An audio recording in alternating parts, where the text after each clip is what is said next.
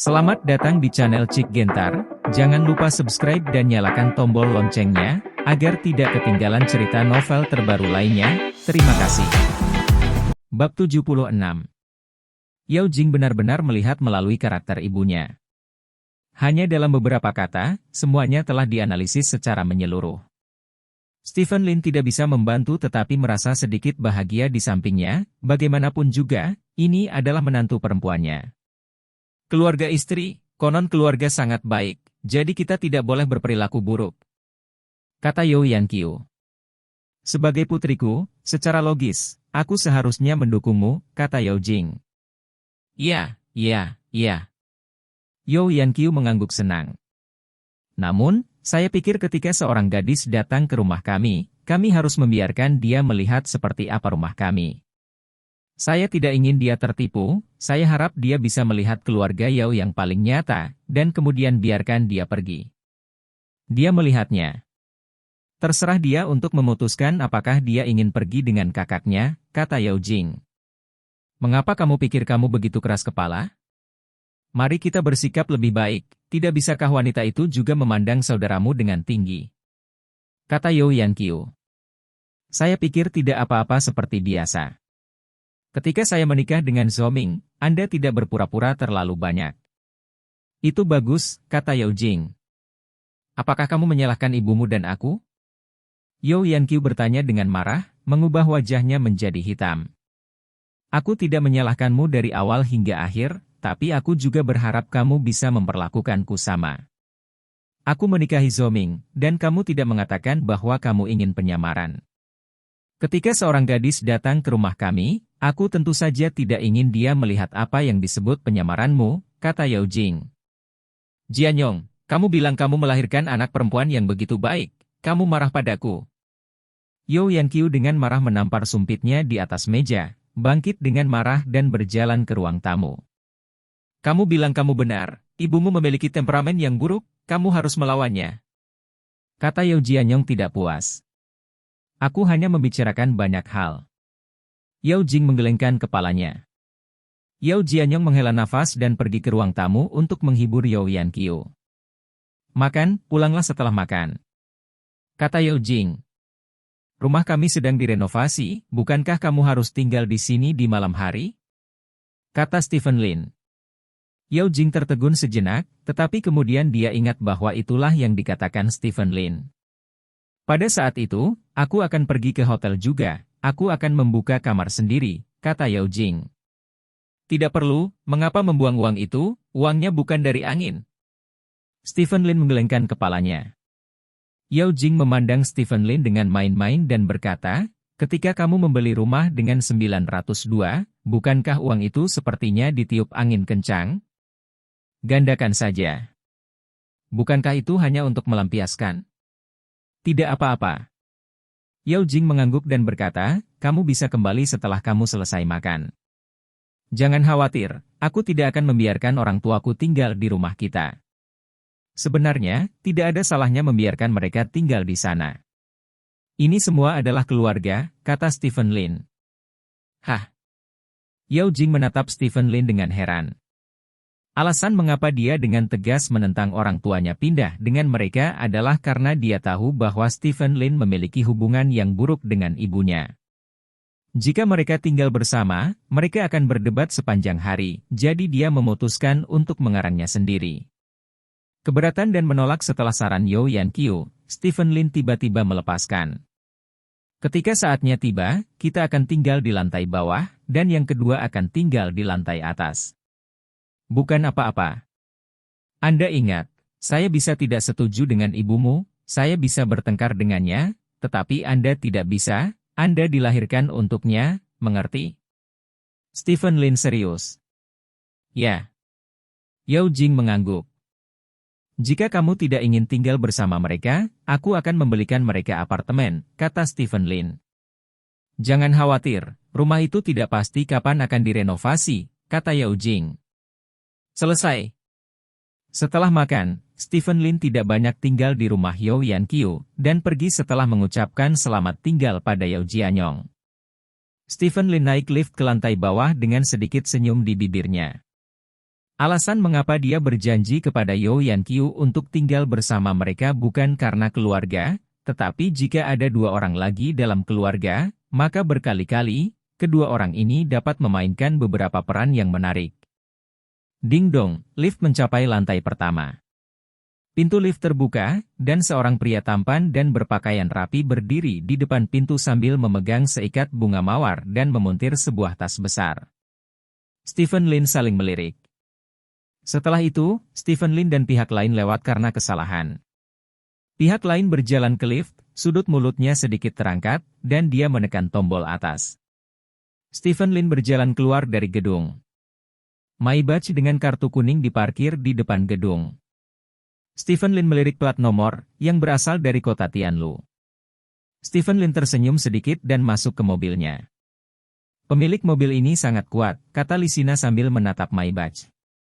Tuan muda keluarga Li di kota Tianlu, satu-satunya putra keluarga Li, dengan kekayaan bersih lebih dari 10 miliar, kekuatannya secara alami bagus, kata Stephen Lin ringan. Dia sepertinya mencari istrimu, kata Lisina. Bagaimana kamu mengatakan ini? Stephen Lin bertanya. Saya telah menyelidiki semua orang yang tinggal di sini, dan satu-satunya orang yang bisa masuk ke mata orang barusan adalah istri Anda, kata Lisina. Cerdas. Stephen Lin tersenyum. Kalau begitu, bos, bukankah kita naik dan menghentikannya? Lisina bertanya. Istriku sangat pintar, kata Stephen Lin. Jadi gimana? Tanya Lisina. Jadi dia tahu apa yang harus dilakukan dan apa yang tidak boleh dilakukan, dan istri saya juga orang yang sangat bangga, kata Stephen Lin lagi. Lalu apa? Tanya Lisina. Dia tidak akan membiarkan siapapun menghancurkan pernikahannya. Siapapun yang menganiaya dia akan sial. Hal semacam ini dapat ditangani oleh Yao Jing sendiri. Jika saya campur tangan, itu akan menunjukkan bahwa saya tidak percaya padanya, kata Stephen Lin.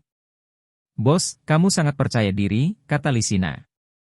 Stephen Lin tersenyum dan berkata, secara umum, wanita yang menjadi istriku memandang rendah pria lain. Bos, kamu lebih menarik daripada yang aku kira, kata Lisina. Kenapa? Stephen Lin bertanya. Orang biasa tidak bisa membukanya sepertimu ketika mereka menghadapi hal semacam ini. Bertarung mungkin satu-satunya solusi, kata Lisina. Aku juga ingin naik dan memukul orang itu. Stephen Lin meregangkan pinggangnya dan berkata dengan ringan, tapi Yao Jing tidak suka aku berkelahi, dan, sungguh, beritahu tetangga bahwa Yao Jing sudah menikah. Ada juga pelamar, yang mungkin mengatakan sesuatu tentang Yao Jing di belakangnya. Bertengkar seringkali merupakan cara paling langsung untuk menyelesaikan masalah, tetapi itu bukan cara terbaik. Tapi kamu selalu memikirkannya, bahkan jika itu adalah sesuatu yang merusak wajahmu, kamu harus membiarkannya menanganinya sebanyak mungkin, kata Lisina. Mungkin aku relatif murah. Stephen Lin tertawa. Kita mau kemana sekarang, bos? Tanya Lisina. Pulanglah, kata Stephen Lin sambil menggosok pelipisnya. Pada saat ini, ponsel Stephen Lin tiba-tiba berdering. Telepon itu dari Dong Jian. Patriark, saya baru saja menerima berita bahwa Ren Xuesong sedang diburu, kata Dong Jian. Ren Xuesong? Stephen Lin mengangkat alisnya dan bertanya, di mana itu? Jalan Raya Provinsi 4399, pengejaran baru saja dimulai, sekitar 15 km jauhnya dari Anda, kata Dong Jian. Kirim lokasinya ke Lisina, kata Stephen Lin. Ya. Setelah menutup telepon, Stephen Lin memandang Lisina dan berkata, ikuti navigasi, gunakan kecepatan tercepat, ayo, pergi dan balas budi. Oke. Lisina menyalakan mobil dan pergi dengan cepat. Pada saat yang sama, di lantai atas, rumah Yao Yanqiu. Bel pintu berbunyi. Yao Jianyong bangkit dan berjalan ke pintu, membuka pintu, dan menemukan Li Bin berdiri di luar pintu. Li Bin memegang mawar dan hadiah dalam tas besar dan kecil. Kenapa kamu di sini? Yao Jianyong bertanya dengan heran. Saya mendengar bahwa Yao Jing ada di sini malam ini, jadi saya datang ke sini untuk melihat, bisakah Anda membiarkan saya masuk? Li Bin bertanya sambil tersenyum. Masuk, masuk, Li Xiao, sudah lama sekali. Yao Yanqiu muncul di belakang Yao Jianyong di beberapa titik, dan berkata dengan senyum lebar. Li Bin mengangguk, masuk ke dalam rumah, dan menyerahkan hadiah itu kepada Yao Yanqiu. Ayahku baru saja membelinya dari luar negeri. Di antaranya adalah jam tangan, balon biru Cartier. Aku pikir itu cocok dengan temperamen bibiku, jadi aku membawanya ke bibiku. Li Bin tertawa. Sama-sama, sama-sama. Yao Yanqiu menerima hadiah itu sambil tersenyum, lalu berteriak kepada Yao Jing yang sedang mencuci piring di dapur, Jing Jing, keluarlah, ada teman di sini, izinkan saya memperkenalkan kamu. Yao Jing berjalan keluar dari dapur, melihat ke arah pintu. Melihat ini, Yao Jing tertegun sejenak. Yao Jing mengenal Li Bin, jika tidak, Li Bin tidak akan mengejarnya untuk mengejar rumahnya. Lebih dari setengah bulan yang lalu, Yao Jing pergi ke kota Tianlu untuk berpartisipasi dalam acara pertukaran bisnis. Acaranya berstandar tinggi. Dia hanya karakter kecil, dan Li Bin adalah protagonis dari acara tersebut. Pada saat itu, Li Bin bertemu dengannya dan mengobrol dengannya untuk beberapa kata, tetapi keduanya tidak memiliki kontak yang mendalam tanpa diduga. Dalam 2 hari, Li Bin menemukan keluarga Yao dan secara terbuka menyatakan bahwa dia berharap untuk mengejar Yao Jing dan Yao Jing bisa bercerai, dan menyatakan bahwa saya tidak keberatan dengan kenyataan bahwa Yao Jing sudah menikah. Pada saat itu, Yao Jing berpikir bahwa orang ini mungkin gila, tetapi dia tidak menyangka bahwa keluarga Yao sangat bahagia. Sejak saat itu, keluarga Yao mulai menekannya, berharap dia akan menceraikan Stephen Lin. Sampai Stephen Lin bangkit dan dia keluar dari perusahaan keluarga Yao, penganiayaan ini berhenti. Yao Jing bahkan tidak menyapa Li Bin, dia berbalik dan kembali ke dapur. Li Bin adalah raja berlian kelima di kota Tianlu. Kesan pertama Yao Jing tentang dia baik-baik saja. Dia terlihat baik dan dapat berbicara dengan baik, tetapi ada sedikit kesombongan dalam pidatonya. Setelah mengungkapkan keinginannya untuk mengejarnya, perasaannya tentang ini orang itu benar-benar rusak. Ada banyak orang yang mengejar Yao Jing, tetapi karena pernikahannya, kebanyakan dari mereka datang secara diam-diam. Orang terkenal seperti Li Bin sangat tidak sopan tidak hanya padanya, tetapi juga kepada Stephen Lin. Yao Jing merasa tidak salah untuk mengejar seseorang jika Anda menyukainya, tetapi juga harus ada garis bawah moral, dan jelas, Li Bin adalah orang yang tidak memiliki garis bawah seperti itu. Jing Jing, kamu terlalu kasar. Yao Yanqiu menegur Yao Jing dan berkata kepada Li Bin, Li Xiao, duduklah, aku akan membiarkan Jing Jing merebus air untuk membuat teh. Oke. Li Bin mengangguk dan duduk. Sofa. Diam, rebus airnya, kata Yao Yanqiu. Begitu kata-kata itu jatuh, Yao Jing keluar dari dapur dan berjalan menuju pintu. Mau kemana?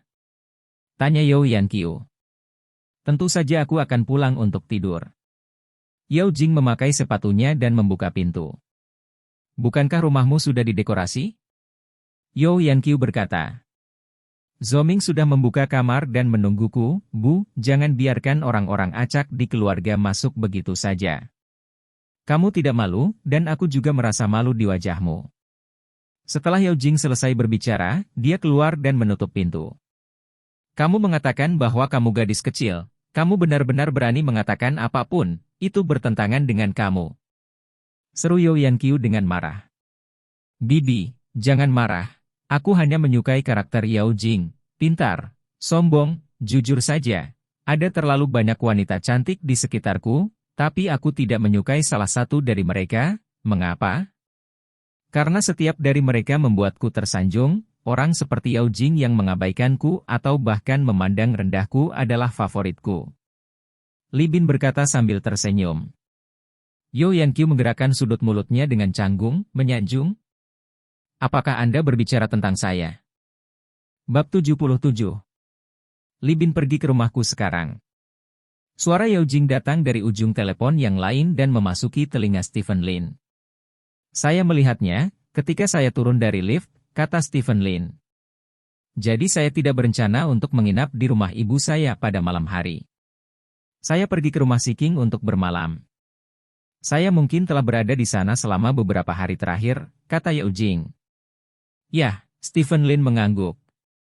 Ujung telepon yang lain terdiam sesaat, lalu berkata, kamu sama sekali tidak mengkhawatirkanku?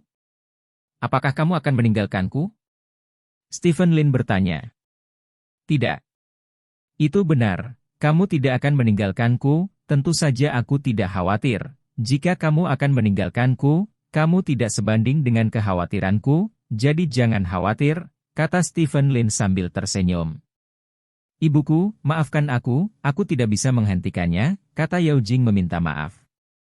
Itu hanya orang tua. Semua orang ingin putri mereka menjadi lebih baik. Tidak apa-apa, kata Stephen Lin.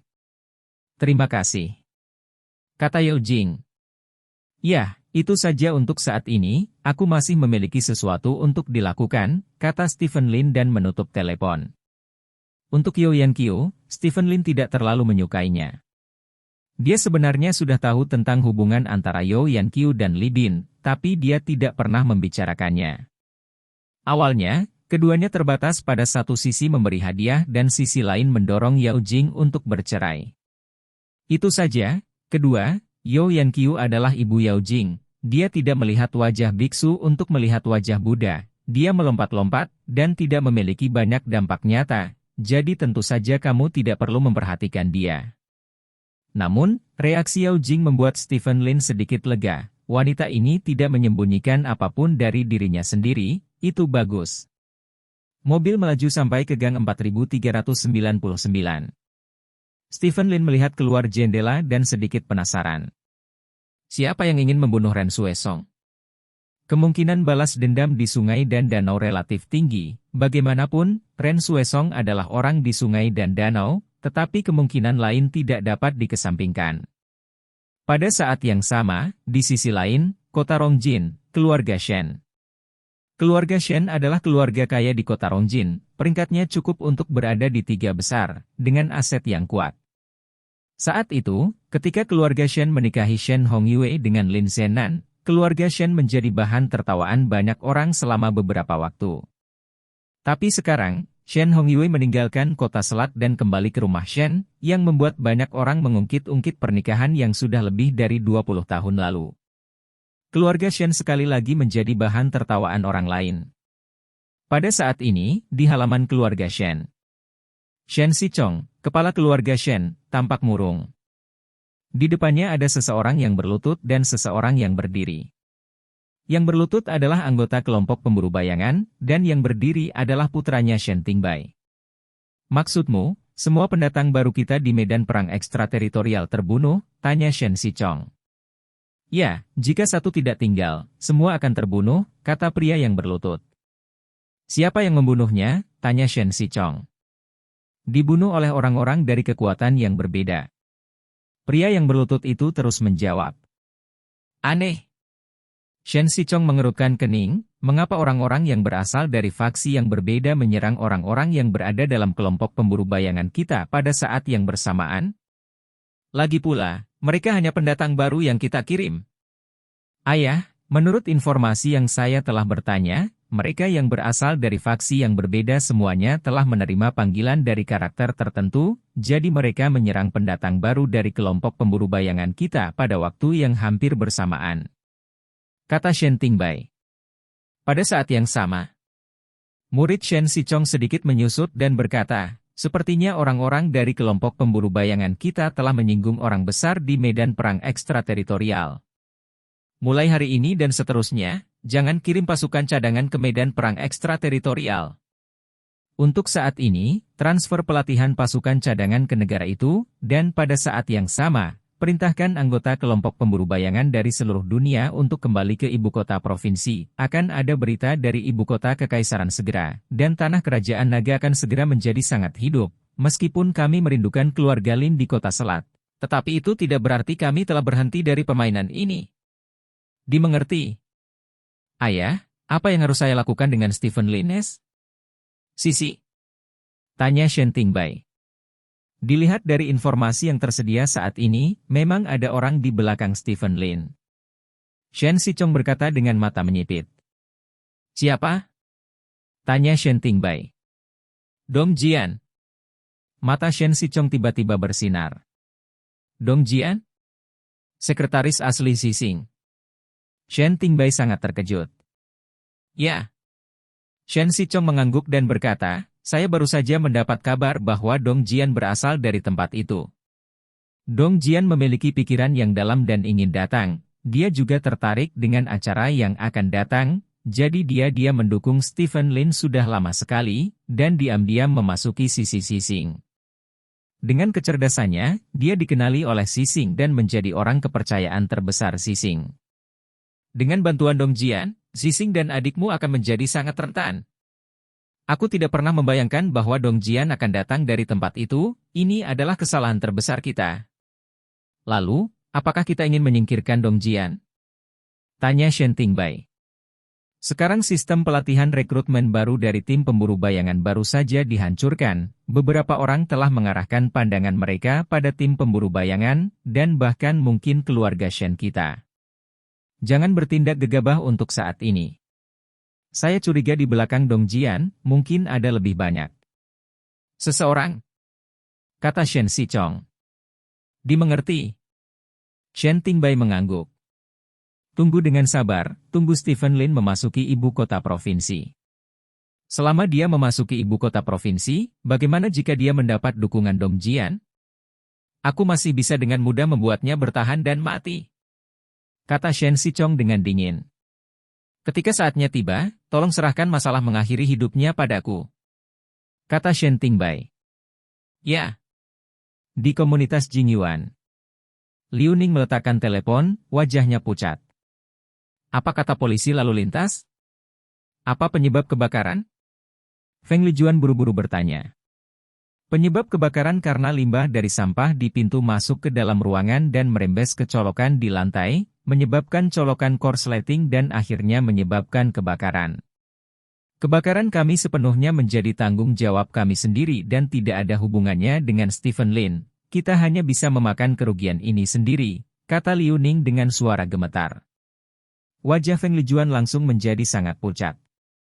Tokonya tutup, internet penuh dengan video mereka meludahi makanan, mereka hampir tidak perlu berpikir untuk mengulangi bisnis ini di masa depan, hanya 2 rumah berharga yang dibakar oleh api, mereka ingin hidup kembali, mereka harus menghabiskan banyak uang untuk dekorasi. Bagaimanapun, karir dan hidup mereka telah terpukul keras. Keduanya saling memandang dan akhirnya berpelukan dan menangis. Mengetahui hal ini sebelumnya, mereka tidak akan menggertak Stephen Lin. Semuanya dimulai dari kantong sampah yang dilemparkan ke pintu Stephen Lin kemarin. Jalan Raya Nasional 4399. Volkswagen Python hitam bergerak cepat. Di belakang mobil ada 2 SUV yang juga melaju kencang. Jarak antara ketiga mobil sangat kecil. Di dalam Volkswagen Python, Ren Suesong berbaring di barisan belakang, terengah-engah. Pakaian di perutnya telah ternoda merah darah, dan pengawal itu duduk di samping, menutupi perutnya dengan tangannya untuk mencegah darah mengalir keluar dari luka. Seberapa jauh kita dari kantor polisi terdekat? Ren Suesong bertanya. Bos, jalan raya nasional yang kita lewati, kantor polisi terdekat masih 50 km jauhnya. Kata pengemudi dengan wajah pucat. Tuhan akan membunuhku. Ren Suesong tidak bisa menahan diri untuk tidak berteriak. Malam ini, dia kembali ke kampung halamannya di pedesaan untuk menemani orang tuanya makan malam. Tanpa diduga, dia diserang setelah makan. Semua prajurit terbunuh, dan pengawal peringkat 6 yang tersisa dengan putus asa mengirimnya kembali ke mobil yang duduk di sebelahnya. Awalnya, mereka berencana untuk pergi ke kota, tetapi mereka tidak mengharapkan pihak lain untuk pergi. Itu memblokir jalan ke kota. Dalam keputusasaan, dia hanya bisa bergegas ke jalan nasional dan pergi dari kota. 2 mobil di belakang adalah mobil penyerang, dan mereka mengejarnya. Bos, mobil kita akan kehabisan bensin paling banyak 20 km, kata pengemudi. Benar-benar bocor di rumah setiap malam saat hujan. Ren Suesong berkata dengan lemah, sepertinya aku tidak bisa kabur kali ini. Berhenti, turunkan aku, dan kamu bisa pergi. Setidaknya kamu masih bisa bertahan. Orang-orang yang menyerangku kali ini ganas dan tidak dikenal. Yang Sandao sudah mati. Tidak mungkin orang yang dia atur. Satu-satunya kemungkinan adalah orang-orang di ibu kota provinsi. Sekarang, Yang Sandao dan aku sama-sama mati. Sungai dan danau di kota selat akan jatuh ke dalam kekacauan. Saat itu, ketika mereka memasuki sungai dan danau di kota selat, kupikir mereka akan melakukannya, tapi aku tidak menyangka menjadi seperti ini. Cepat, saya membuat kesalahan, sekali saya membuat kesalahan, tidak ada kesempatan. Ren Xuesong mengulurkan tangannya untuk menarik pintu, hanya untuk menemukan bahwa pintu itu terkunci. Bos, tanpamu, aku tidak akan menjadi diriku yang sekarang. Aku tidak bisa melepaskanmu dan mati bersama. Aku sudah memanggil polisi, dan polisi di depan akan datang untuk menyelamatkan kita. Kesempatan, kata pengemudi itu dengan penuh semangat. Ren Xuesong menggelengkan kepalanya, pihak lain memblokir jalan belakang mereka, tidak mungkin untuk tidak memblokir jalan depan. Benar saja, setelah terus berkendara sejauh 7 atau 8 kilometer, beberapa baris lampu sorot tinggi muncul di depan Ren Xuesong. Lampu-lampu itu disandingkan, menghalangi seluruh jalan. Mobil Ren Xuesong harus berhenti karena tidak hanya ada mobil di depannya, tetapi juga paku penghenti mobil. Bajingan, aku berkelahi dengan mereka. Sopir itu menggertakkan giginya, membuka laci kopilot, mengeluarkan pistol darinya, lalu mendorong pintu dan bergegas turun. Xiao, jangan impulsif, teriak Ren Xuesong. Namun, kata-katanya jelas sedikit terlambat. Ledakan. Setelah 2 tembakan dilepaskan, tidak ada suara. Ren Xuesong menutup matanya kesakitan. Di luar mobil, lampu depan semakin dekat. Bos, yang bisa kulakukan hanyalah mati di depanmu. Pengawal yang duduk di sebelah Ren Xuesong berkata dengan sungguh-sungguh. Tidak perlu. Lari untuk hidupmu, kamu adalah seniman bela diri kelas 6, mereka tidak bisa menghentikanmu, kata Ren Xuesong. Pada malam hari, mereka tidak akan meninggalkan satupun yang selamat. Saya akan mencoba membunuh beberapa lagi agar kita tidak sendirian ketika kita turun ke sana. Kata pengawal itu, mendorong pintu hingga terbuka dan berjalan turun. Suara teriakan, pembunuhan dan perkelahian terdengar di luar pintu, disertai dengan suara tembakan. Tidak butuh waktu lama untuk suara itu berhenti, dan suara mobil serta langkah kaki datang untuk mengetahui mobil Ren Xuesong. Ren Xuesong berbaring di sofa, meraih di bawah sofa di barisan depan dengan satu tangan, dan mengeluarkan guntur seukuran kepalan tangan.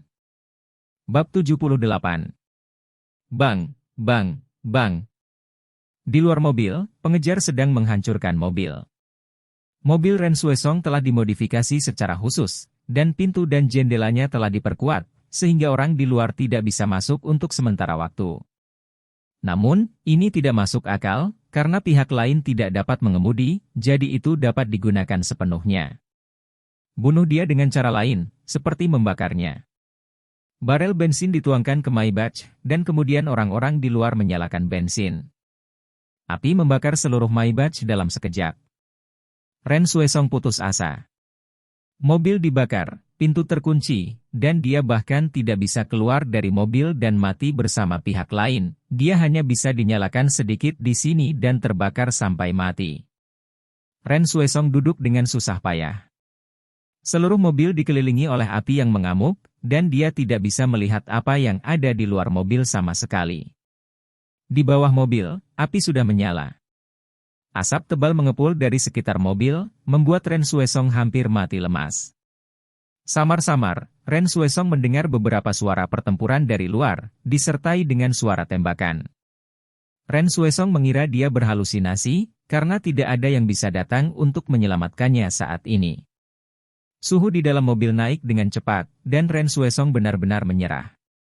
Sementara itu, di luar mobil, pria berpakaian hitam jatuh ke tanah. Meskipun orang-orang ini cukup kuat, mereka tidak cukup untuk melihat orang kuat seperti Lisina. Lisina berdiri di depan Stephen Lin, menghadap Maybach yang terbakar, dan langsung meraih pintu. Ketika suhu panas datang dari pintu mobil, ekspresi Lisina tetap tidak berubah dan dia menariknya dengan keras, tetapi ternyata pintu itu tidak bisa dibuka sama sekali. Terkunci, kata Lisina. Stephen Lin berjalan ke pintu dan menarik pistol dari pinggangnya. Ini adalah pertama kalinya Lisina melihat Stephen Lin dengan pistol. Dia tidak pernah menyadari bahwa Stephen Lin memiliki pistol. "Minggir," kata Stephen Lin. Lisina minggir. Stephen Lin mengarahkan senjatanya ke posisi tertentu di pintu dan menembakkan 6 tembakan berturut-turut. "Oke." Stephen Lin minggir dengan pistol. Lisina sedikit terkejut. Sangat mudah untuk membuka pintu dengan pistol. Mobil biasa dapat dibuka setelah 1 atau 2 tembakan ditembakkan ke posisi kunci. Maybach di depan Anda jelas tahan peluru dan masih menyala. Pertama-tama Anda harus tahu di mana titik kunci di bawah nyala api itu. Dan kedua, Anda harus mengenai titik kunci itu dengan setiap tembakan, sehingga dimungkinkan untuk menghancurkan titik kunci itu melalui akumulasi kekuatan yang terus-menerus. Ini sangat sulit. Setidaknya Lisina mungkin tidak bisa melakukannya sendiri. Lisina dengan ragu meraih pegangan mobil dan menariknya. Pintu baru saja terbuka. Di belakang mobil, Ren Xuesong mengalami koma. "Ambillah," kata Stephen Lin, berbalik dan berjalan menuju mobilnya. Lisina menggendong Ren Xuesong di punggungnya dan masuk ke mobil bersamanya. Stephen Lin membuat panggilan telepon dan keluar, dan hanya mengucapkan kalimat sederhana. "Bersihkan jejakku." Setelah itu, Stephen Lin menutup telepon. "Kemana harus membawanya?"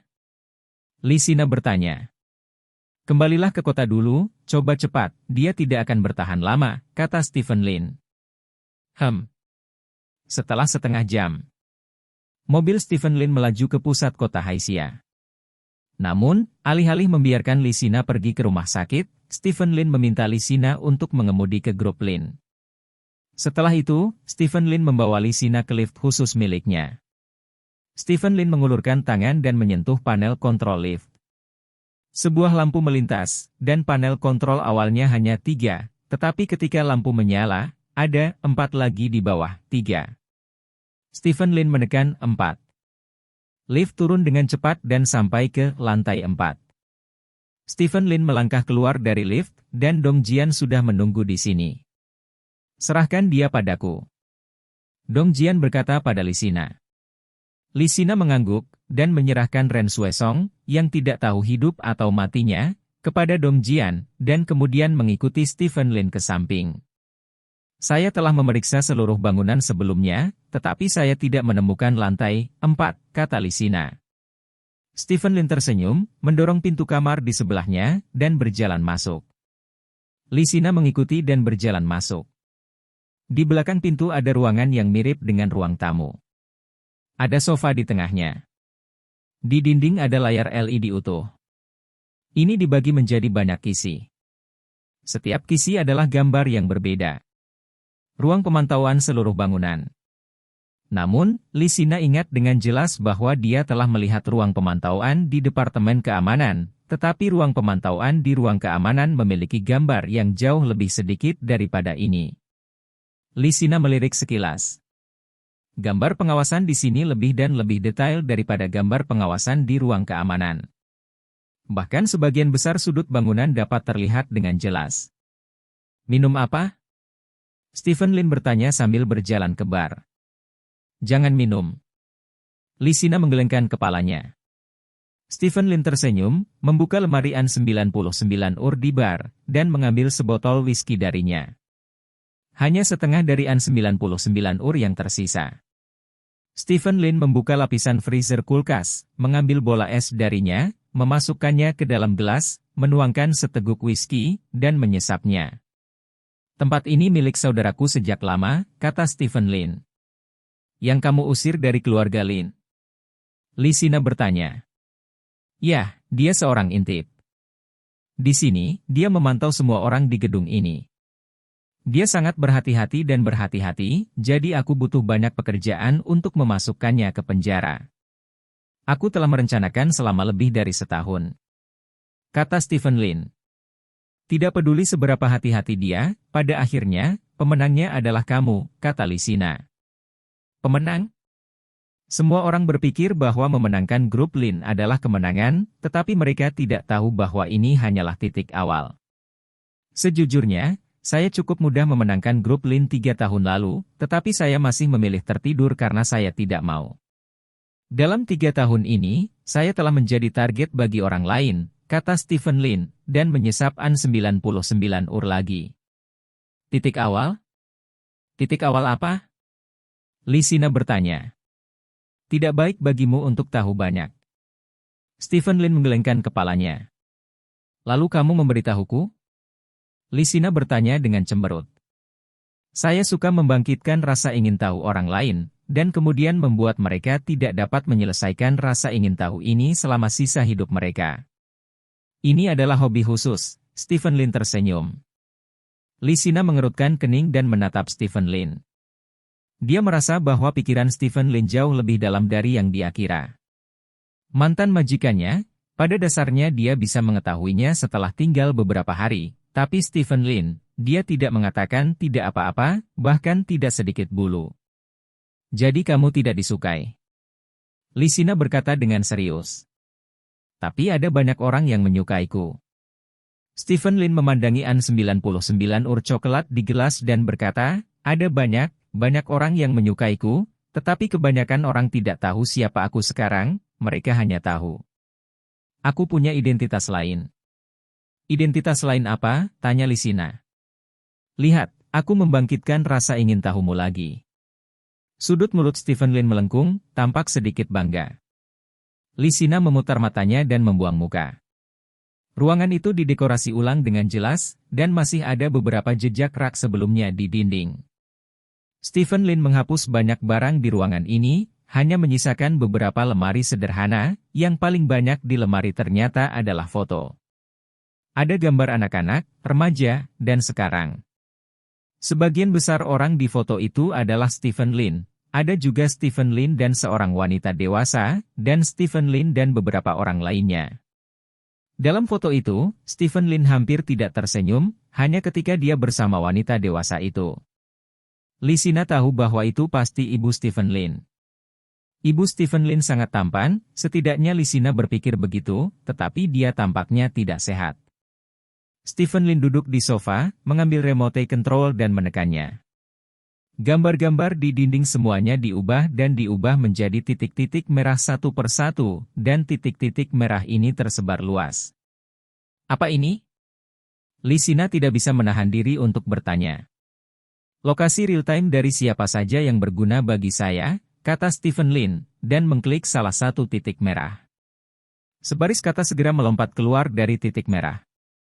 Ren Xuesong, terletak di grup Lin, koordinat lokasinya adalah XXX, XXX, XXX. Sekarang aku tahu, mengapa orang-orangku tahu apa yang terjadi pada Ren Xuesong sejak awal? Stephen Lin bertanya sambil tersenyum. Dimengerti. Lisina mengangguk. Kamu adalah pengawal pribadiku. Ada banyak hal di masa depan yang tidak dapat menghindarimu. Jadi, aku membawamu ke sini, dan itu akan hancur. Mulai hari ini, kamu akan menjadi pengawal pribadiku seumur hidup, kata Stephen Lin. Seumur hidup? Lisina mengerutkan kening dan berkata, 200.000 sebulan, tidak bisa menutupi seluruh hidupku, terakhir kali saya hanya menggunakan Anda 32 juta, saya sudah punya uang lain, jadi, dalam hal waktu, saya akan melayani Anda untuk maksimum 15 tahun, dan saya akan menggunakan uang yang diperoleh melalui saluran lain untuk membayar Anda kembali, jadi saya memperkirakan bahwa 5 tahun akan cukup untuk melunasi hutang. Anda tidak dapat membayarnya kembali. Stephen Lin tersenyum dan menggelengkan kepalanya. Kenapa? Sama seperti aku bisa membuatmu penasaran tentangku lagi dan lagi, aku juga bisa membuatmu berutang lebih banyak padaku, begitu banyak sehingga kamu tidak akan pernah bisa membayarnya kembali. Stephen Lin tersenyum. Tidak mungkin. Lisina menggelengkan kepalanya dan berkata dengan pasti. Ayo bertaruh, bagaimana? Aku yakin kamu tidak bisa membayarku kembali, kata Stephen Lin. Apa taruhannya? Lisina bertanya. Jika kamu kalah, jadilah sapi dan kuda seumur hidupku. Jika aku kalah, bantu kamu menemukan orang yang membutakanmu di satu mata, kata Stephen Lin. Orang yang membutakan mataku? Mungkin kamu pikir kamu sangat kuat, kamu bisa mengendalikan hati orang, bermain dengan emosi orang, dan memantau semua orang yang ingin kamu pantau, tapi aku bisa katakan dengan serius, dunia ini masih memiliki banyak orang.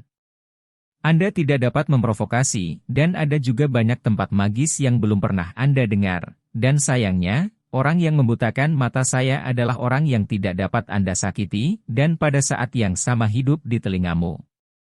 Seseorang dari tempat ajaib yang belum pernah kudengar, kata Lisina.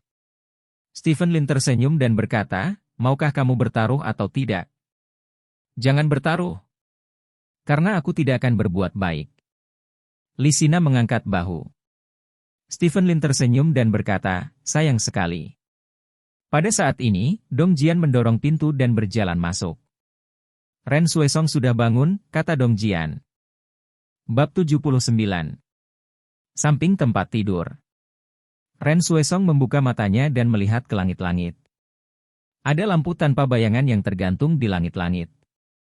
Secara logis, ini seharusnya rumah sakit, tetapi Ren Xuesong ingat dengan jelas bahwa dia pingsan di dalam mobil dan tidak dapat muncul di rumah sakit.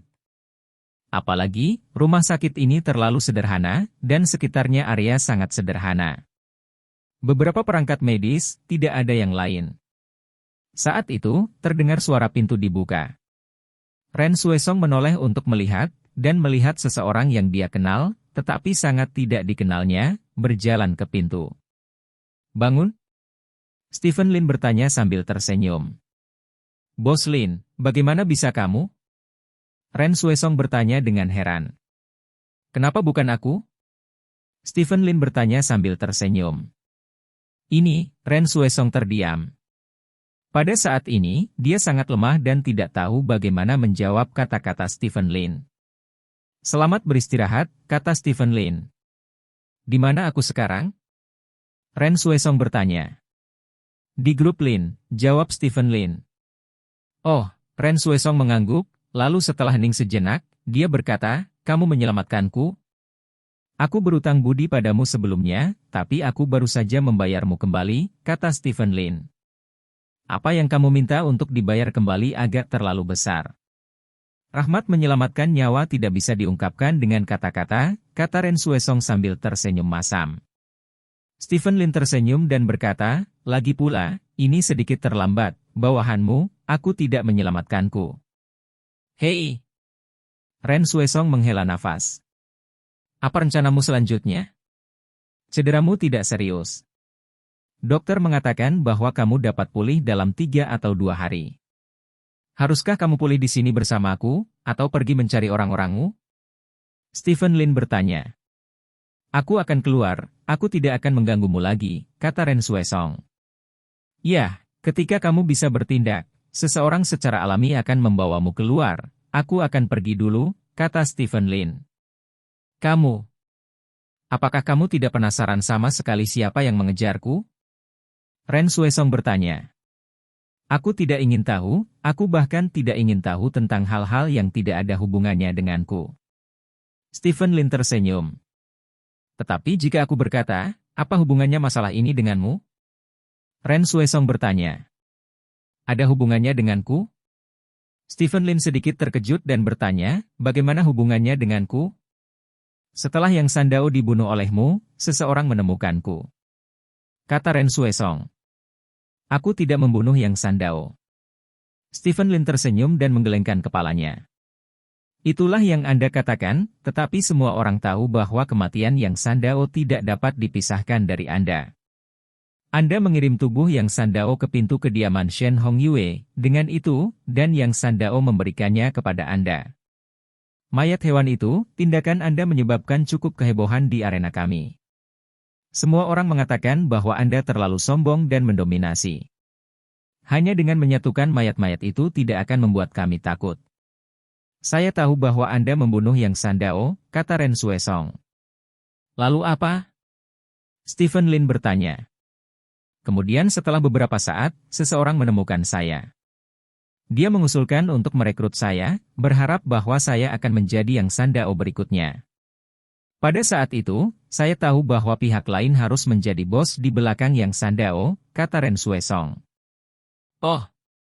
Stephen Lin mengangguk dan tidak mengatakan apa-apa, tetapi diam-diam menunggu Ren Xuesong melanjutkan. Orang itu menjanjikan banyak syarat kepadaku, selama aku berjanji untuk menjadi anjingnya dan membantunya membunuhmu, kata Ren Xuesong. Sepertinya orang itu juga berpikir bahwa aku membunuh Yang Sandao. Stephen Lin tertawa. Namun, saya menolak undangan orang itu, kata Ren Xuesong. Kenapa? Karena pihak lain berani menemukanmu, mereka pasti akan mengajukan syarat yang tidak bisa kamu tolak, kata Stephen Lin. Memang, kondisi yang dia berikan sangat bagus, bahkan sangat bagus sehingga aku tidak bisa mempercayainya, tapi, aku membiarkan Xuesong keluar dan berjalan di sungai dan danau, dan hal yang paling membuatku tidak nyaman adalah anjingnya. Ren Xuesong menggelengkan kepalanya. Jadi kamu diburu malam ini? Stephen Lin bertanya. Ya, banyak orang yang mengejarku adalah bawahan Yang Sandao. Meskipun kekuatan Yang Sandao hancur dalam satu gerakan, masih ada beberapa orang yang tersisa. Selain itu, ada juga kekuatan. Dia jauh lebih kuat daripada gangster biasa, jadi saya bahkan lebih yakin bahwa orang yang mengejar saya adalah bos di belakang Yang Sandao. Setelah saya mati, seluruh kota Selat akan berada dalam kekacauan total, dan dia dapat berada di bawah komando saya, atau memegang salah satu Yang Sandao bawahan. Dalam hal ini, sungai dan danau di kota Selat akan diputuskan oleh orang itu, kata Ren Xuesong. Jiang Hu, Stephen Lin tersenyum. Dia tidak pernah berpartisipasi dalam keluhan dan keluhan di sungai dan danau. Pertama, mudah untuk menarik terlalu banyak perhatian dari orang lain. Kedua, keluhan dan keluhan di sungai dan danau terlalu rumit, kadang-kadang begitu rumit sehingga dia merasa seperti kepala besar. Oleh karena itu, sampai tidak ada cukup godaan, dia tidak mau campur tangan dalam urusan sungai dan danau. Jiang Hu adalah tempat yang menarik. Begitu Anda masuk, Anda tidak bisa keluar, dan Anda tidak ingin keluar, kata Ren Xuesong sambil tersenyum masam. Lalu apa yang akan kamu lakukan? Melawan? Stephen Lin bertanya. Serangan balik? Saya bahkan tidak tahu identitas spesifik pihak lain. Bagaimana cara melawan? Yang saya tahu adalah pihak lain mungkin dari ibu kota provinsi, karena saya mendengarkannya dan suaranya agak mirip dengan bahwa dari ibu kota provinsi. Kekuatan lawan jauh melampaui saya. Itu terlalu sulit. Ren Xuesong menggelengkan kepalanya. Maka kamu hanya bisa menderita kehilangan karena bodoh, dan kemudian dengan sabar menunggu serangan kedua dan ketiga lawan sampai kamu akhirnya terbunuh. Stephen Lin tersenyum. Ren Xuesong menundukkan kepalanya dan tidak mengatakan apa-apa. Oke, aku tidak ingin terlalu terlibat dalam urusan sungai dan danau. Setiap orang memiliki berkahnya sendiri. Aku sudah membalas budimu padamu. Kamu bisa pergi ketika kamu baik-baik saja. Aku akan pergi dulu, kata Stephen Lin. Bos Lin, mungkin kita bisa bekerja sama, kata Ren Xuesong. Saat Stephen Lin berjalan ke pintu, dia melambaikan tangannya dan berkata, saya tidak tertarik dengan urusan Anda, dan saya tidak ingin banyak berhubungan dengan Anda. Saya menyelamatkan urusan Anda, dan saya tidak ingin orang ketiga selain kamu. Aku tahu. Aku mengerti, rahmat menyelamatkan hidup. Ingat itu di hatiku. Ren Xuesong berkata dengan tangan tergenggam. Stephen Lin tersenyum, berjalan keluar ruangan, lalu naik lift bersama Lisina. Kupikir kau mencoba untuk menaklukkannya, kata Lisina. Menundukkan? Tidak, ini hanya masalah kasih sayang pribadi. Masalah di arena terlalu kecil dan merepotkan, dan tidak ada artinya untuk berpartisipasi. Jika seseorang tidak cukup baik untuk melewati batas, aku tidak tahu bagaimana mereka mati. Stephen Lin menggelengkan kepalanya dan berkata, ya. Lisina mengangguk, dia setuju dengan kata-kata Stephen Lin, urusan sungai dan danau memang sangat rumit. Stephen Lin keluar dari lift dan masuk ke mobil. Dalam kegelapan, mobil Stephen Lin menuju hotel terdekat. Tidak damai di malam hari. Stephen Lin tiba-tiba mendengar sirene dari luar jendela dan berkata dengan ringan. Ya. Lisina mengangguk. Kota Selat malam ini benar-benar tidak damai. Keesokan harinya sebelum fajar, Stephen Lin mulai berolahraga di gym hotel. Hanya ada 2 orang di gym, Stephen Lin dan Lisina. Stephen Lin menyesuaikan kecepatan treadmill ke yang tertinggi, kakinya terbang seperti lalat, tetapi wajahnya sangat normal. Lisina, yang berada di samping, tidak bisa menahan perasaan sedikit aneh ketika dia melihat pemandangan ini. Bagaimana mungkin Stephen Lin, seorang pengusaha, memiliki kekuatan fisik yang begitu baik? Dengan kecepatan seperti itu, hanya atlet atau pejuang profesional yang bisa bertahan untuk waktu yang lama, bukan? Stephen Lin berlari tiba-tiba selama lebih dari setengah jam, dan kemudian mengambil foto tombol berhenti. Stephen Lin terengah-engah, dan segera berjalan ke peralatan latihan kekuatan dan mulai berlatih kekuatan. Kamu punya aku, cukup untuk memastikan keamanan, kamu tidak perlu melakukan banyak latihan, cukup pertahankan latihan dasar, kata Lisina. Stephen Lin tidak berbicara, dia melambaikan halter di kedua tangan, terengah-engah seperti sapi. Halter ini tidak berat bagi Stephen Lin, tetapi karena Lisina berada di sisinya, Stephen Lin harus berpura-pura sedikit lelah, setidaknya dengan begitu, Lisina tidak akan terkejut. Namun, meskipun demikian, Lisina masih terkejut dengan Stephen Lin. Kecepatan, daya tahan, dan kekuatan Stephen Lin telah mencapai tingkat yang mengejutkannya. Saya takut hanya seniman bela diri peringkat ketiga atau keempat yang bisa memiliki level seperti itu. Baik. Apakah kamu belajar seni bela diri? Lisina bertanya. Saya berlatih ketika saya masih kecil. Stephen Lin berkata, jika Anda mengatakan bahwa Anda belum belajar sama sekali, Anda terlalu palsu. Oh. Saya baru saja mengatakan bahwa kecepatan, daya tahan, dan kekuatan Anda sudah cukup untuk mencapai tingkat seniman bela diri peringkat ketiga hingga peringkat keempat, kata Lisina. Bagaimana denganmu? Berapa banyak? Tanya Stephen Lin. Aku, tentang peringkat 7, kata Lisina. Peringkat 7.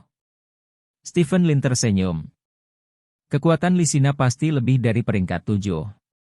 Dia selalu menyembunyikan sesuatu. Ketika dia berada di medan perang di luar wilayah, Lisina sudah menjadi peringkat 2 Woking. Sekarang kekuatannya seharusnya hanya kuat atau tidak lemah, namun, Lisina tidak pernah mengungkapkan semua kekuatan tempurnya.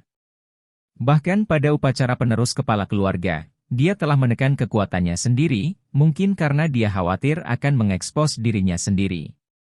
Saat itu, seorang pria berjas bergegas masuk dari luar gym. Bos, saya baru saja mendapat kabar bahwa keluarga Song berlumuran darah tadi malam. Song Jingsheng dan istrinya meninggal, serta beberapa anggota keluarga Song, kata pria itu dengan sungguh-sungguh. Keluarga Song, berlumuran darah. Stephen Lin memandang pihak lain dengan heran dan bertanya, apakah kamu yakin? Ya, itu terjadi sekitar tengah malam hari ini. Saat ini, polisi menyimpulkan bahwa itu adalah perampokan dan pembunuhan, kata pria itu. Di mana Song Desheng? Stephen Lin bertanya. Song Desheng tidak kembali ke rumah Song karena dia minum di klub tadi malam, jadi dia melarikan diri. Pria itu menjawab. Apa yang hilang dari keluarga Song? Stephen Lin bertanya. Belum jelas, Song Desheng bekerja sama dengan penyelidikan polisi, kata pria itu. Ini menarik. Stephen Lin berkata dengan mata menyipit, kasus perampokan dan pembunuhan, kasus pukul 12 tengah malam, belum ditemukan sampai sekarang.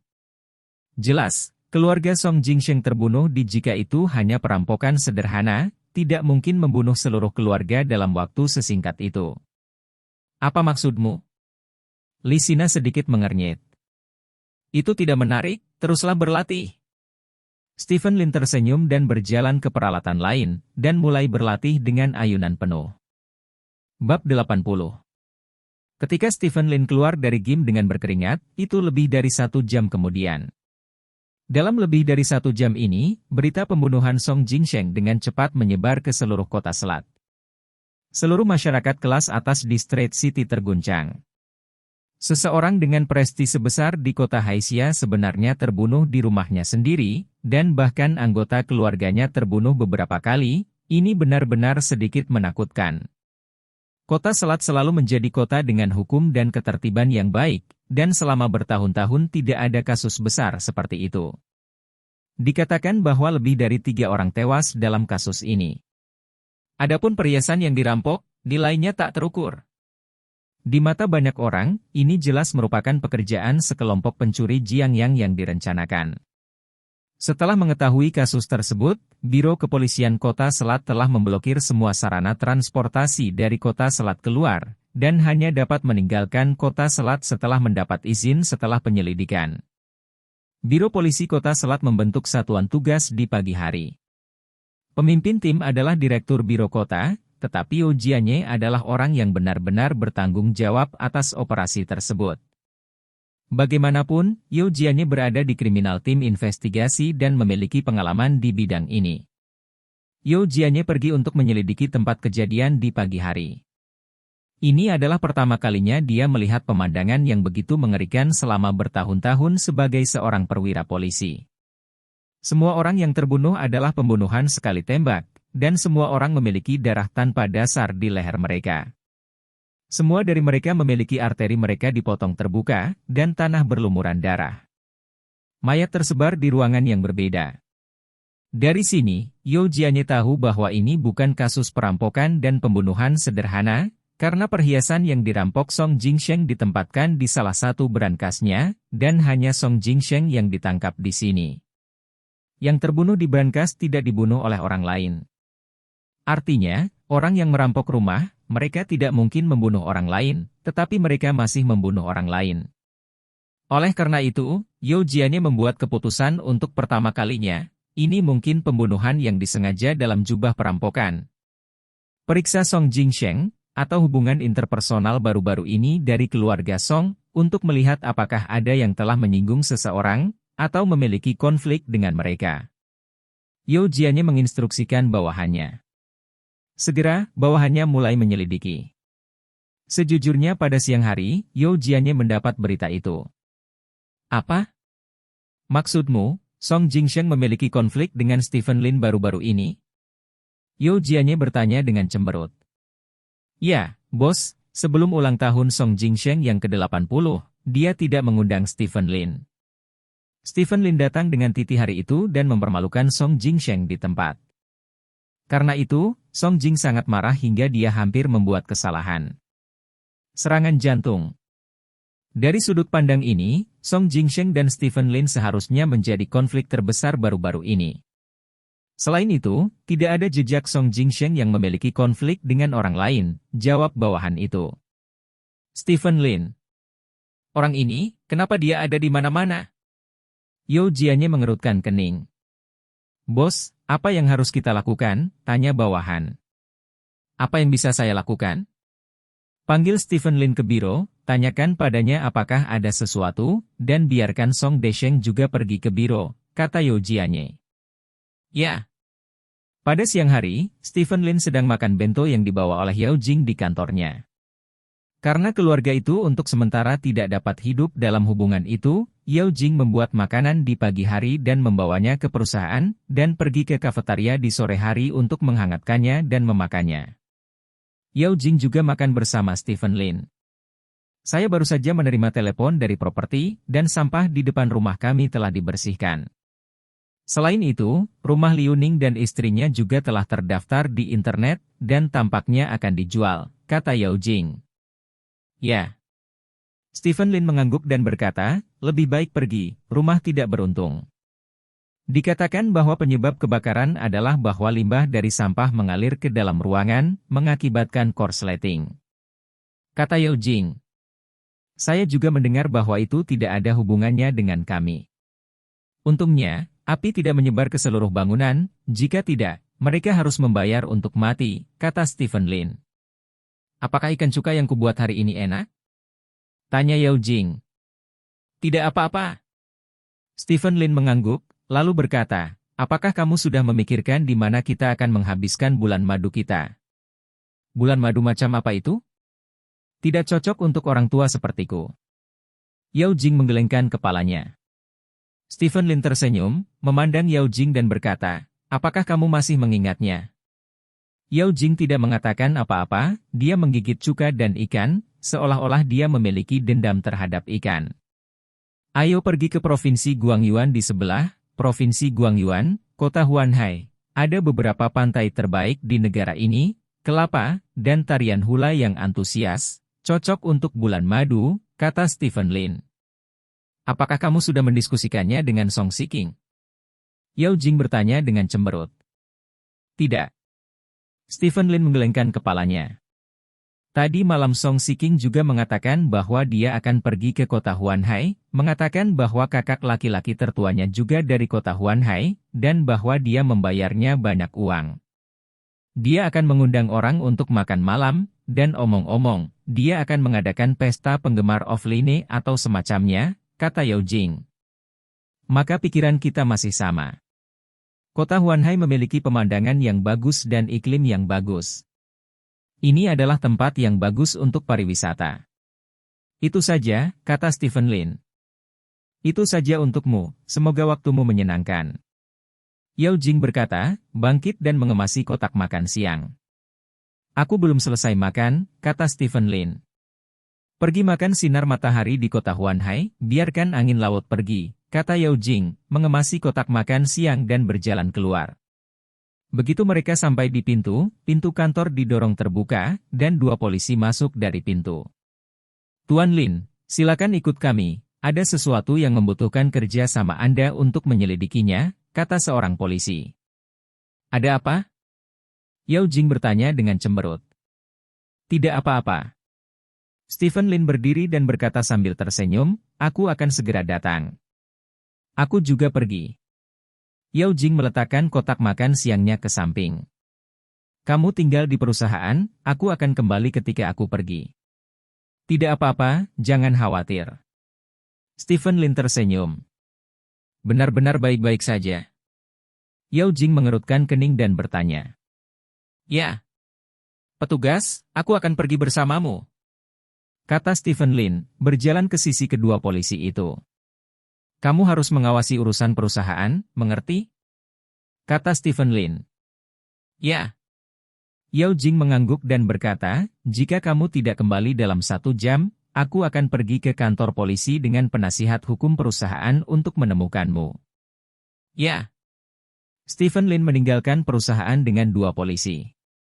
Karena saya hanya di sana untuk diinterogasi, tidak ada yang namanya borgol. Stephen Lin baru saja meninggalkan perusahaan, dan seseorang di perusahaan segera melaporkan berita itu kepada Shen Hongyue, yang jauh di kota Rongjin. Anda mengatakan bahwa Stephen Lin dibawa pergi oleh polisi? Shen Hongyue juga terkejut ketika dia menerima berita itu. Ya, Bu, 2 petugas polisi datang dan mengatakan mereka sedang mencari situasi. Beberapa orang tewas di keluarga Song Jingsheng pagi ini, yang mungkin terkait dengan kejadian ini, jawab bawahan itu. Song Jingsheng. Stephen Lin membuat keributan besar tentang perjamuan ulang tahun Song Jingsheng sebelumnya, dan masalah ini telah menyebar ke kota Rongjin. Saya tidak menyangka Song Jingsheng terbunuh tidak lama setelah itu. Stephen Lin pasti telah diambil begitu saja. Tersangka, menarik. Anda selalu memperhatikan masalah ini, jika Anda memiliki berita, silakan kembali kepada saya sesegera mungkin, kata Shen Hongyue. Ya. Setelah menutup telepon, suasana hati Shen Hongyue sedang baik. Pada saat ini, seorang bawahan mendekati Shen Hongyue. Nona, saya telah menemukan lokasi yang tepat dari keluarga pengemudi saat itu. Kata bawahan itu sambil membungkuk. Di mana? Shen Hongyue bertanya saat wajahnya menjadi gelap. Kota Huanhai. Kota Huanhai. Shen Hongyue menyipitkan matanya dan berkata, kamu dapat mengatur beberapa orang agar aku pergi ke kota Huanhai dan mengirim keluarga itu untuk menemui pengemudi itu. Ya. Polisi Kota Selat. Stephen Lin diundang ke kantor Yao Jianye. Bagaimanapun, Stephen Lin adalah tokoh terkemuka di Kota Selat. Tanpa bukti apapun, polisi tidak akan melakukan apapun terhadap Stephen Lin. Ada 2 hal. Yao Jianye berdiri di depan Stephen Lin, bersandar di kursi, dan berkata sambil membalik-balik folder. Kapten Yo, tolong beritahu saya apa yang saya ketahui dan jawab dengan jujur. Stephen Lin berkata dengan serius. Pertama, masalah Yang Sandao, ketika Anda berhasil sebagai kepala keluarga, Yang Sandao muncul sekali, dan kemudian menghilang. Kami telah berusaha memburu Yang Sandao, tetapi pada akhirnya kami hanya dapat menemukan tubuh Yang Sandao. Selain itu, kami menemukan 3 mayat hewan yang diberikan Yang Sandao kepada Anda sebagai hadiah hari itu di sebelah tubuh Yang Sandao, kata Yao Jianye. Oh, Yang Sandao sudah mati? Stephen Lin bertanya dengan heran. Yao Jianye memandang Stephen Lin, mencoba melihat kekurangan di tubuh Stephen Lin, tetapi ekspresi Stephen Lin penuh kejutan, tanpa cacat. Kami menemukan tubuh Yang Sandao. Dia sudah mati. Lehernya dicekik, dan tangannya hilang, kata Yao Jianye. Orang seperti ini layak untuk mati, kata Stephen Lin. Bukan itu yang kamu katakan, itu yang dikatakan hukum. Yang ingin saya tanyakan adalah, mengapa tubuh Yang Sandao adalah hadiah darinya sebelumnya? Tanya Yao Jianye. Kapten Yao, apakah Anda mengambil ketiga mayat hewan itu sebagai hadiah? Stephen Lin bertanya dengan heran. Mari kita katakan seperti itu, kata Yao Jianye. Saya bahkan tidak tahu tentang kematian Yang Sandao.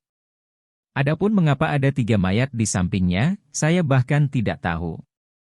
Dia memberi saya 3 mayat hari itu, dan saya kemudian meminta orang untuk mengambil ketiga mayat itu.